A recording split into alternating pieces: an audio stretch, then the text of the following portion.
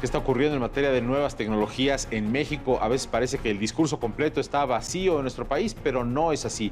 Sí hay cuestiones que se están discutiendo a lo largo y ancho del gobierno federal para que México avance en diferentes materias, por ejemplo, en inteligencia artificial. De esto vamos a hablar con Frederick García, quien es asesor especial de Alfonso Romo, el jefe de la oficina de la presidencia, justamente para que México sí tenga un plan en esta materia. El tema de inteligencia artificial es fundamental para la economía. Este es uno de los rubros en los que no se puede bajar la guardia. Tenemos que empujar fuerte porque es un sector, una actividad generadora de producción, de riqueza, de empleos. Y este es justamente el tema que trataremos. En un escenario incierto, Hoy más que nunca tu economía y la mía están en juego. ¿Cómo te van a afectar las nuevas decisiones? ¿Tu dinero te va a alcanzar o no? Si no hay confianza, los inversionistas se van. Exacto. Soy Alberto Aguilar, don Dinero, y sé que para ti cada peso cuenta. y yo soy Carlos Mota. Portafolios, empresas y movimientos monetarios es lo mío. ¿Quién, cuándo, pero sobre todo, cómo le van a hacer?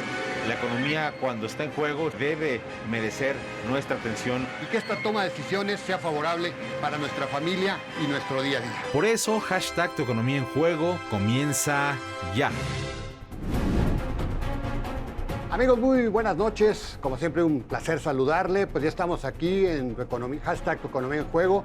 Y bueno, pues hoy vamos a platicar de un tema muy interesante que es la inteligencia artificial, una industria que tiene que crecer. Y nuestro invitado es un hombre que conoce de eso, Frederick García. Frederick, muchas gracias. Muy buenas noches. Muy buenas noches, Alberto. Buenas noches, Carlos. Un gusto siempre estar con ustedes. Gracias. Frederick García es consultor independiente, él es asesor de la Presidencia de la República en asuntos de esta naturaleza. Y bueno, pues me da mucho gusto saludar esta noche a Carlos Mota, mi compañero. Hola, Alberto. Buenas Carlos, noches. muy buenas noches. Gracias. Pues Frederick, pues creo que un tema realmente importante, nos decías, no es un tema del futuro, es un tema del presente, la inteligencia artificial, pero tenemos que empujar más fuerte, ¿verdad? Definitivamente. Mira, de aquí a 2030, la economía de la inteligencia artificial en el mundo representa 15 veces el PIB de México, 15 veces el PIB de México. Y hoy necesitamos de armar una política pública, una visión de país para saber dónde México se quiere colocar en esto. Y hay muchas oportunidades para el tema empresarial, para el tema de inclusión social, para el tema de trabajo remoto, en fin. Hoy en día puede ayudar muchísimas cosas la inteligencia artificial para el desarrollo de este país. Yo estuve hace más de un año en esta feria Hannover Messe, donde México fue país invitado. A partir de esa feria me quedó muy claro que además ya hay países como Alemania, Francia, Canadá, Estados Unidos, Reino Unido que traen un camino andado a ese respecto, ¿no? En donde hay, pues no nada más el tema de Internet de las cosas, pero también inteligencia artificial, lo que llaman en inglés machine learning, ¿no? Máquinas que aprenden, en fin. ¿Cuál es el plan que tú ves posible, factible para el gobierno de México para ir impulsando esto en sectores específicos? Hay temas médicos, hay temas de manufactura, logísticos. ¿Dónde lo ves primero? Mira, primero tenemos que ver qué tenemos que atender en México para ser parte de esto en inteligencia artificial. Y lo primero probablemente es asegurarnos que el México productivo, el México industrial, que hoy en día tiene un activo industrial muy competitivo, muy moderno, no se quede rezagado porque no ha tomado el paso de todos los progresos de la inteligencia artificial, hablando de robotización, de automatización, hasta de producción aditiva, de la impresión 3D, donde inclusive en temas aeronáuticos se empiezan a producir piezas en impresión 3D. Entonces tenemos que asegurarnos que este México productivo tome la ola de la inteligencia artificial para sacar todo el provecho de esto, desde diseño, preparar ingenieros, técnicos, etc. Y a la vez tenemos que asegurarnos que el sur del país no quede rezagado.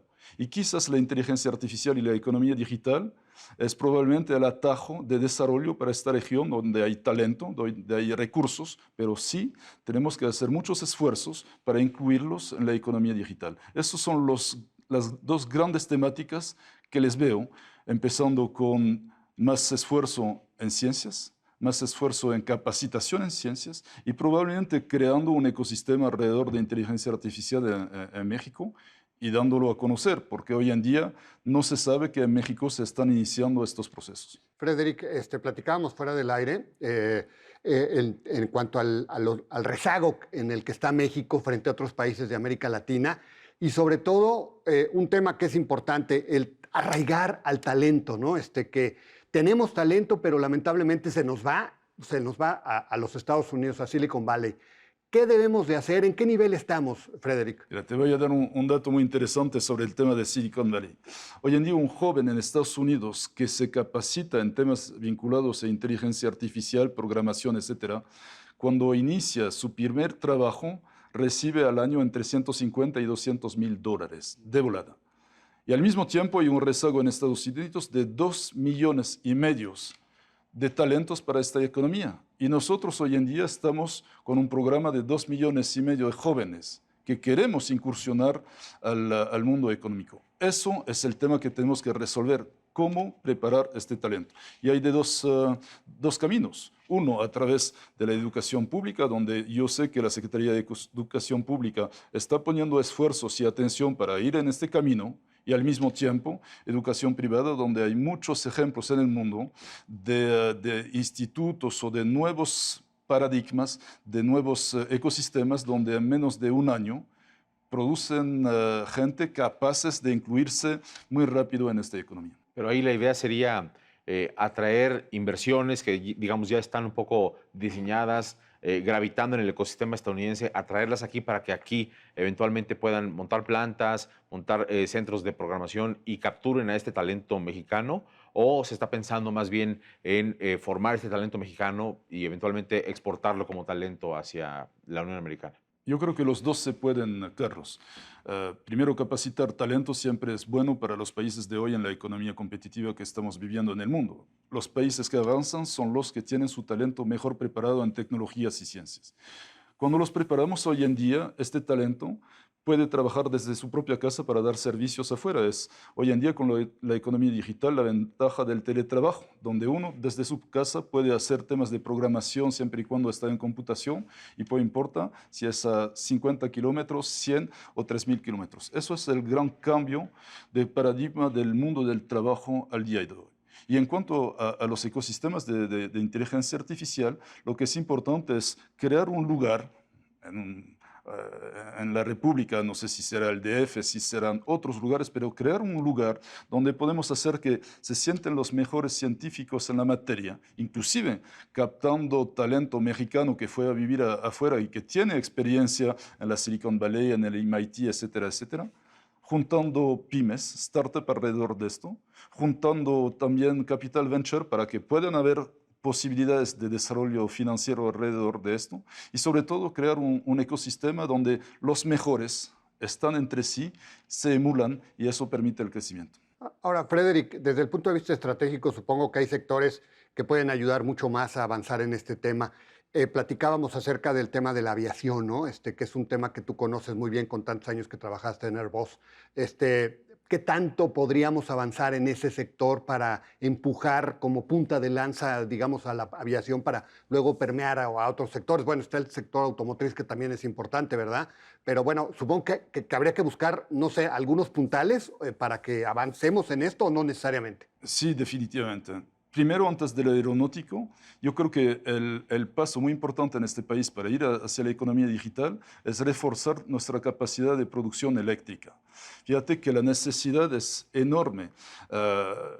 Me decía el CEO de una gran empresa global de que en los 10 próximos años a nivel mundial se tiene que producir la misma cantidad de potencia eléctrica que la que se acumuló durante el siglo pasado.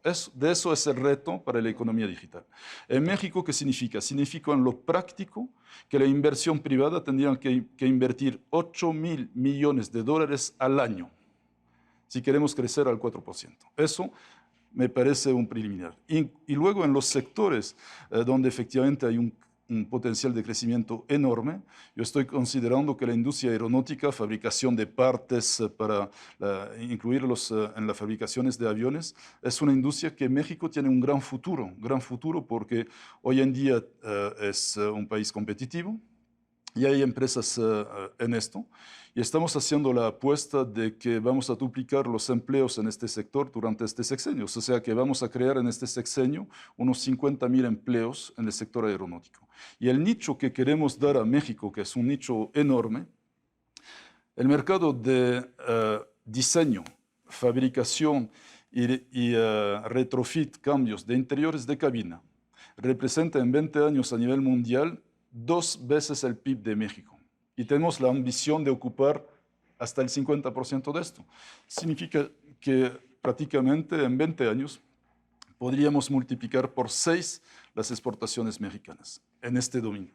Es lo que estamos haciendo. Estamos trabajando para hacer un plan de capacitar técnicos, ingenieros en diseño, tener más capacidad de certificación en México, y eso definitivamente va a ser la fuente para atraer más inversión extranjera en este sector. Frederick, cuando hablas como consultor con el gobierno de México de la experiencia que tienes de este tema de inteligencia artificial, aeronáutico, en fin, ¿qué tan fácil es que te escuchen o no tanto? Porque, bueno, pues cada secretario tiene sus prioridades, están las prioridades del propio gobierno, los gobernadores también tienen sus propios retos, desafíos locales. ¿Cómo está dándose esta interacción?